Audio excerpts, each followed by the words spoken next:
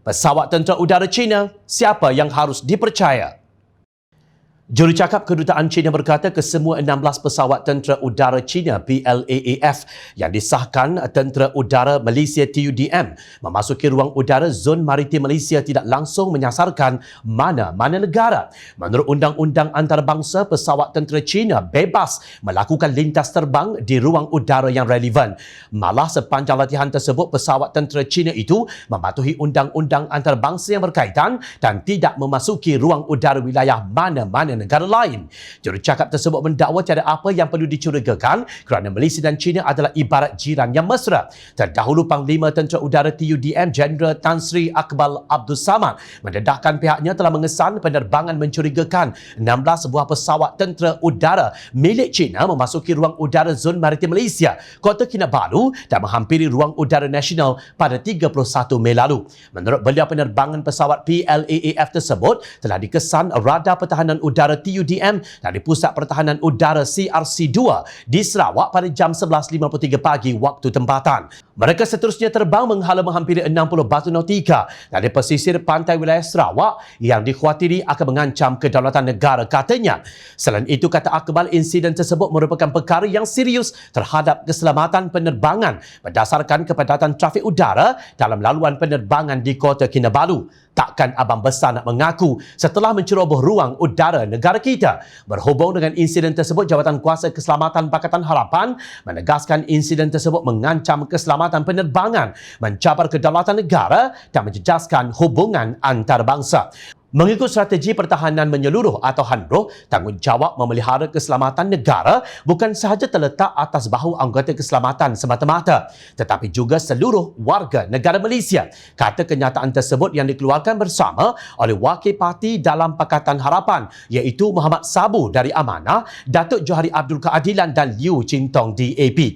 Jawatan Kuasa Keselamatan Pakatan Harapan JKPH mencadangkan bahawa Menteri Pertahanan mengadakan sesi taklimat khas dwipartisan yang melibatkan pihak kerajaan dan pembangkang untuk menjelaskan langkah-langkah seterusnya dan keperluan ATM semasa untuk mencegah pencerobohan yang lain.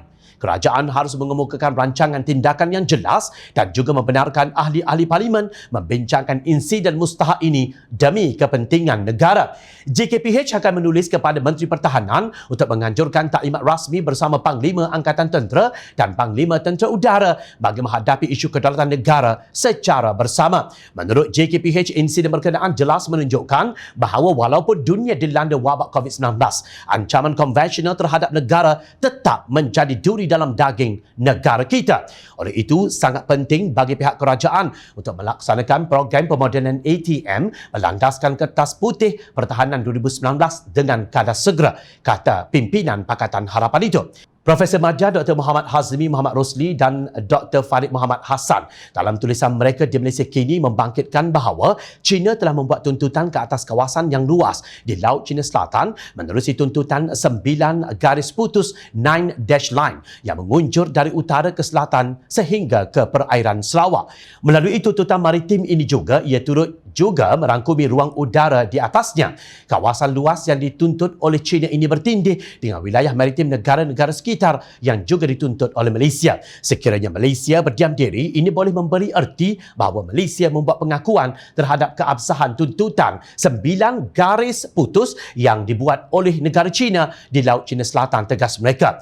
Muhammad Hazmi dan Farid menjelaskan kebanyakan kawasan maritim di Laut China Selatan adalah kawasan Zon Ekonomi Eksklusif atau EEZ yang Konvensyen Undang-Undang Laut Antarabangsa 1982 UNCLOS membenarkan pesawat asing terbang secara bebas melalui ruang udara di zon berkenaan seperti yang diperuntukkan oleh Perkara 58/1.